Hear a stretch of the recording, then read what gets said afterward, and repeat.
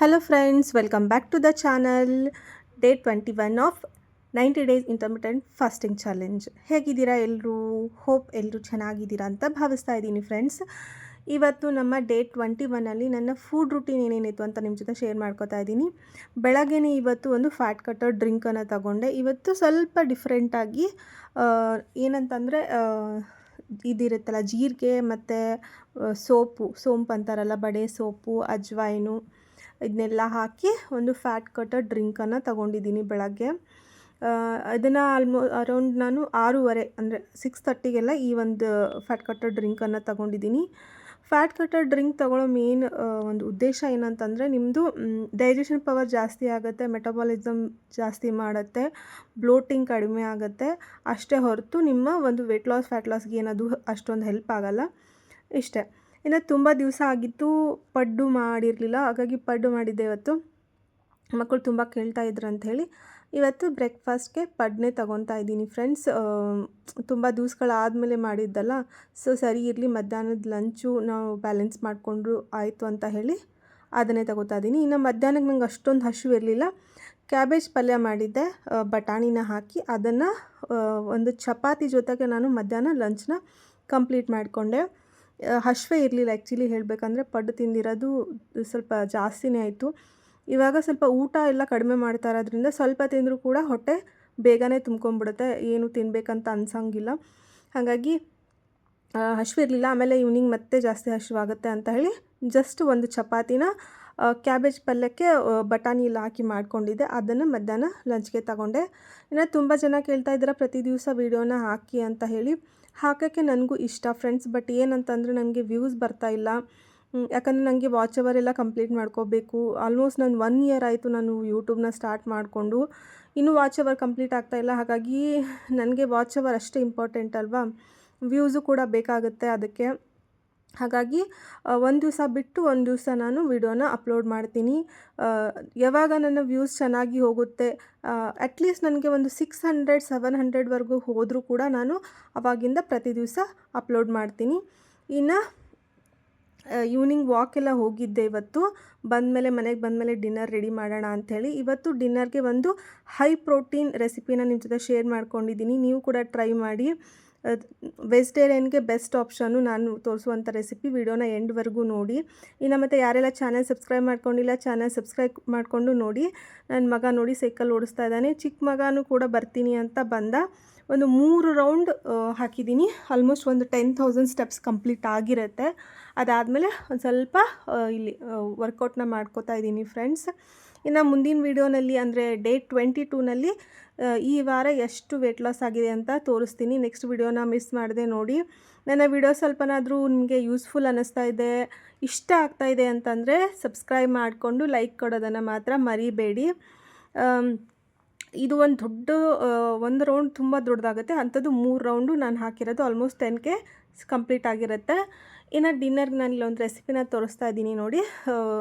Just ಒಂದು 5 ಮಿನಿಟ್ಸಲ್ಲಿ ಮಾಡ್ಕೊಂಡು ಬಿಡ್ಬೋದು, ಅಷ್ಟು ಈಸಿ ರೆಸಿಪಿ. ಟ್ರೈ ಮಾಡಿ ಒಂದು ಸರ್ತಿ. ಇಲ್ಲಿ ನಾನೊಂದು ಮಿಕ್ಸಿ ಜಾರ್ಗೆ ಇಲ್ಲಿ ಕ್ಯಾಪ್ಸಿಕಮ್ನ ತೊಗೋತಾ ಇದ್ದೀನಿ. ಆವಾಗಲೇ ತೋರಿಸಿದ್ನಲ್ಲ, ಒಂದು ಚಿಕ್ಕ ಕ್ಯಾಪ್ಸಿಕಮ್ನ ತೊಗೋತಾ ಇದ್ದೀನಿ. ಆ ಕ್ಯಾಪ್ಸಿಕಮ್ನ ಸಣ್ಣದಾಗಿ ಕಟ್ ಮಾಡಿಕೊಂಡು ಹಾಕ್ಕೊತಾ ಇದ್ದೀನಿ ಇದಕ್ಕೆ ಕ್ಯಾಪ್ಸಿಕಮ್ನ. ನೀವು ಎಷ್ಟು ಜನ ಇದ್ದೀರಾ ಅದರ ಮೇಲೆ ನೋಡಿ ಹಾಕ್ಕೊಳ್ಳಿ. ಕ್ಯಾಪ್ಸಿಕಮ್ಮು ಮತ್ತು ಗ್ರೀನ್ ಚಿಲ್ಲಿ, ಖಾರಕ್ಕೆ ತಕ್ಕ ಹಾಗೆ ನೀವು ಹಸಿಮೆಣಸಿನ್ಕಾಯಿನ ಹಾಕ್ಕೊಳ್ಳಿ. ಒಂದು ಸ್ವಲ್ಪ ಬೆಳ್ಳುಳ್ಳಿ ಮತ್ತು ಸ್ವಲ್ಪ ರೋಸ್ಟ್ ಮಾಡಿರೋಂಥ ಎಳ್ಳು, ಬಿಳಿ ಎಳ್ಳನ್ನ ಹಾಕ್ಕೊಳ್ಳಿ.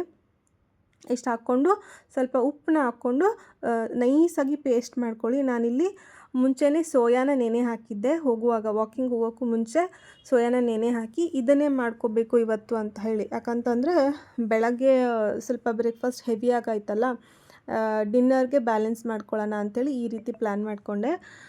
ಅದನ್ನು ಹಾಕ್ಕೊಂಡು ಇನ್ನು ಸ್ವಲ್ಪ ಕೊತ್ತಂಬರಿ ಹಾಕ್ಕೊಂಡು ಇದನ್ನು ನೈಸಾಗಿ ಪೇಸ್ಟ್ ಮಾಡ್ಕೊಂಬಿಡಿ. ಇಷ್ಟೇ, ಇದು ಏನೂ ಇಲ್ಲ, ಸಿಂಪಲ್ಲಾಗಿ. ಏನು ಮಾಡೋಕ್ಕಾಗ್ತಾ ಇಲ್ಲ, ಟೈಮ್ ಇಲ್ಲ ಅಂದರೆ ಜಸ್ಟ್ 5 ಮಿನಿಟ್ಸಲ್ಲಿ ಮಾಡ್ಕೊಂಬಿಡ್ಬೋದು. ವೆಜಿಟೇರಿಯನ್ಗೆ ಬೆಸ್ಟ್ ಆಪ್ಷನ್ನು, ಹೈ ಪ್ರೋಟೀನ್ ಡಿನ್ನರ್ ಅಂತ ಹೇಳ್ಬೋದು. ಇದನ್ನು ಪೇಸ್ಟ್ ಮಾಡ್ಕೊತಾ ಇದ್ದೀನಿ ನಾನಿವಾಗ. ಇನ್ನೊಂದು ಚಪಾತಿ ತೊಗೋತೀನ ಅಂದರೆ ಒಂದು ಚಪಾತಿ ಜೊತೆ ಕೂಡ ಚೆನ್ನಾಗಿರುತ್ತೆ, ಕರಿ ಥರ ಮಾಡಿಕೊಂಡು. ನಾನು ಜಸ್ಟ್ ಅದನ್ನು ಮಾತ್ರ ತೊಗೋತಾ ಇದ್ದೀನಿ. ಏನಂತ ಹೇಳ್ಬೋದು, ಸೋಯಾ ಕ್ಯಾಪ್ಸಿಕಮ್ ಕರಿ ಅಂತಲೂ ಹೇಳ್ಬೋದು. ಆ ರೀತಿ ನಾನು ಆಯಿಲ್ ತುಂಬ ಕಡಿಮೆ ಆಯಿಲ್ನ ಯೂಸ್ ಮಾಡ್ತಾಯಿದ್ದೀನಿ ನೋಡಿ ಇಲ್ಲಿ. ಇಷ್ಟು ಆಯಿಲ್ನ ಹಾಕ್ಕೊಂಡು ನಾನೇನು ಪೇಸ್ಟ್ ಮಾಡ್ಕೊಂಡಿದ್ನಲ್ಲ, ಕ್ಯಾಪ್ಸಿಕಮ್ ಪೇಸ್ಟ್ ಎಲ್ಲ ಹಾಕಿ ಮಾಡ್ಕೊಂಡಿದ್ನಲ್ಲ, ಆ ಪೇಸ್ಟ್ನ ಇದಕ್ಕೆ ನಾನು ಸೇರಿಸ್ಕೊತಾ ಇದ್ದೀನಿ.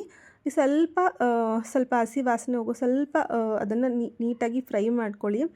ಅದಾದಮೇಲೆ ಸ್ವಲ್ಪ ನೀವು ನೆನೆ ಹಾಕಿರೋಂಥ ಸೋಯಾನ ನೀರೆಲ್ಲ ಹಿಂಡ್ಬಿಟ್ಟು ಇದಕ್ಕೆ ಸೇರಿಸ್ಕೊಂಡ್ಬಿಟ್ರೆ, ಉಪ್ಪನ್ನ ನೋಡ್ಕೊಳ್ಳಿ, ಉಪ್ಪು ಕರೆಕ್ಟ್ ಆಗಿದೆಯಾ ಅಂಥೇಳಿ. ಇದಕ್ಕೆ ಮಿಕ್ಸ್ ಮಾಡಿಬಿಟ್ರೆ ನಮ್ಮದು ಹೈ ಪ್ರೋಟೀನ್ ಡಿನ್ನರ್ ಜಸ್ಟ್ 5 ಮಿನಿಟ್ಸಲ್ಲಿ ರೆಡಿ ಆಗಿಬಿಡುತ್ತೆ ಫ್ರೆಂಡ್ಸ್.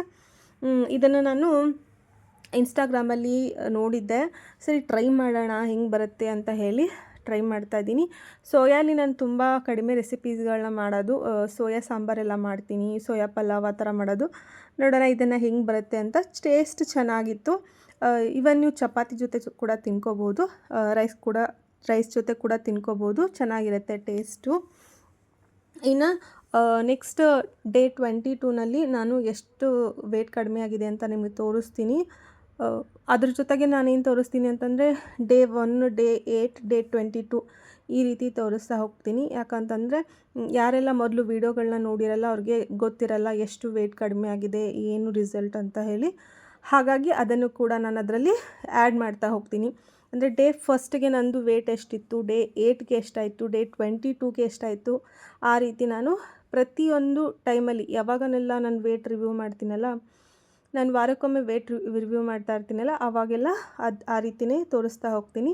ಯಾರೆಲ್ಲ ಹೊಸಬ್ರು ಫಸ್ಟ್ ಟೈಮ್ ವಿಡಿಯೋ ನೋಡ್ತಾ ಇರೋರಿಗೆ ಒಂದು ಐಡಿಯಾ ಬರುತ್ತೆ ಕಡಿಮೆ ಆಗಿದೆಯಾ ಇಲ್ವಾ ಅಂತ ಹೇಳಿ. ಯಾಕಂದರೆ ರಿಸಲ್ಟ್ ತೋರಿಸಿದ್ರೆ ಸುಮ್ಮನೆ ನಾವು ಲಾಸ್ಟ್ ತೋರಿಸಿದ್ರೆ ಅವ್ರಿಗೆ ಪ್ರೀವಿಯಸ್ ವಿಡಿಯೋ ನೋಡದೇ ಇರೋರಿಗೆ ಕನ್ಫ್ಯೂಷನ್ ಆಗುತ್ತಲ್ಲ, ಅದಕ್ಕೋಸ್ಕರ ನೋಡಿ ಈ ರೀತಿ ಡಿನ್ನರ್ ಸಖತ್ತಾಗಿತ್ತು. ತುಂಬ ಟೇಸ್ಟ್ ಆಗಿತ್ತು, ಚೆನ್ನಾಗಿತ್ತು ಟೇಸ್ಟ್, ನಂಗೆ ಇಷ್ಟ ಆಯಿತು. ಮಾಡ್ಕೋಬೋದು ನಾವು ಈ ಥರ ಏನು ತುಂಬ ಬೇಡ ಏನು ತಿನ್ನೋಕೆ ಅಂದಾಗ ಈ ರೀತಿ ಹೈ ಪ್ರೋಟೀನ್ ಡಿನ್ನರ್ನ ಮಾಡಿಕೊಂಡು ಆರಾಮಾಗಿ ತಿನ್ಕೋಬೋದು. ಇಷ್ಟು ನಾನು ನೈಟ್ ಡಿನ್ನರ್ ಇದನ್ನು ತಗೊಂಡಿದ್ದೆ ಫ್ರೆಂಡ್ಸ್.